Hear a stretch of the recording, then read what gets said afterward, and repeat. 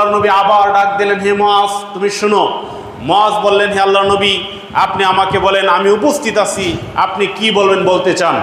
তখন রাসূল সাল্লাল্লাহু আলাইহি ওয়াসাল্লাম বললেন, হাল তাদরি মা হাক্কুল্লাহি আলা ইবাদিহি, তুমি কি জানো আল্লাহর হক কি বান্দার উপরে? মুআজ বিন জাবালকে আল্লাহ নবী জিজ্ঞাসা করছেন, তিনবার ডাক দিয়ে জিজ্ঞাসা করলেন, তুমি কি জানো যে আল্লাহর হকটা কি বান্দার উপরে? তখন মুআজ বিন জাবাল বললেন যে আমি জানি না, আল্লাহ ওয়া রাসূলু আলাম, আল্লাহ এবং আল্লাহর রাসূলই ভালো জানেন।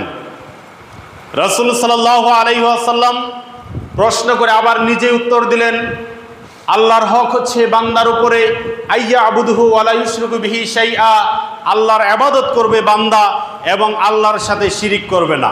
এটা হচ্ছে আল্লাহর হক। আমাদের প্রত্যেকটা মানুষের উপর আল্লাহর একটা হক আছে। সে হকটা হচ্ছে কি, আমরা আল্লাহর ইবাদত করব এবং কারোর সাথে শিরিক করব না। রাসূল সাল্লাল্লাহু আলাইহি ওয়াসাল্লাম মুআজ বিন জাবালকে আবার জিজ্ঞাসা করলেন, হাল তাদরি, তুমি কি জানো মা হাক্কুল ইবাদি আলাল্লাহি, তুমি কি জানো বান্দার হক কি আল্লাহর উপরে?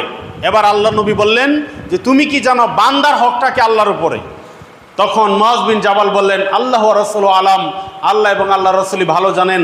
তখন নবী সাল্লাল্লাহু আলাইহি ওয়াসাল্লাম বলছেন, যে ব্যক্তি আল্লাহর সাথে শিরিক করবে না, আল্লাহর উপরে তার হকটা হচ্ছে, ওই ব্যক্তির হকটা হচ্ছে আল্লাহর উপরে কি, আল্লাহ ইউআযিবাহুম, ওই ব্যক্তিকে আল্লাহ রাব্বুল আলামিন আযাব দিবেন না। সকলে বলি সুবহানাল্লাহ।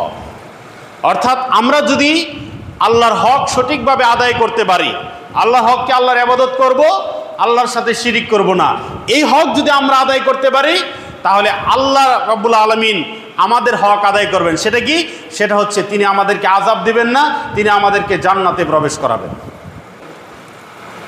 200 কোটি মুসলমান না, এই আল্লাহর জমিনে ইমানটা কত দামি এবং ইমানের যে পাওয়ার। আল্লাহ নবী সাল্লাল্লাহু আলাইহি ওয়াসাল্লাম বলছেন, পৃথিবীতে যদি একজন তাওহীদবাদী মুসলমান বেঁচে থাকে, একজন কালেমা পড়নেওয়ালা ব্যক্তি বেঁচে থাকে, তাহলে আল্লাহ রাব্বুল আলামিন এই পৃথিবীকে ধ্বংস করে দিবেন না। অর্থাৎ একজন ব্যক্তির অন্তরে যদি ঈমান থাকে, তাহলে আল্লাহ রাব্বুল আলামিন এই পৃথিবীটাকে টিকিয়ে রাখবেন। আর একজনের অন্তরে যদি ঈমান না থাকে, আল্লাহ রাব্বুল আলামিন এই পৃথিবীকে ওই সময় ধ্বংস করে দিবেন।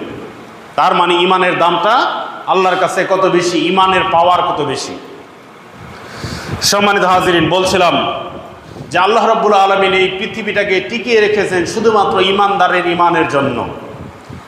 মুসলমানদের জন্য এই পৃথিবীটা টিকে রয়েছে, অন্য কোনো ধর্মের মানুষের জন্য এই পৃথিবীটা টিকে রয়নি, যারা কাল্পনিক ধর্ম অবলম্বন করে।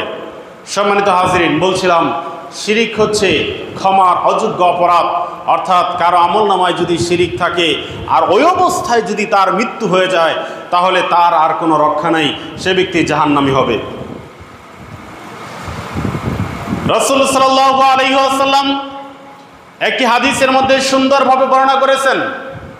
মুআজ ইবনে জাবাল রাদিয়াল্লাহু আনহু একদিন আল্লাহর নবীর সাথে একটি সওয়ারির পিঠে আরোহিত অবস্থায় ছিলেন। রাসূল সাল্লাল্লাহু আলাইহি ওয়াসাল্লাম মুআজকে ডাক দিলেন। হাদিসটি রয়েছে সহিহ বুখারীর 5966 নম্বর।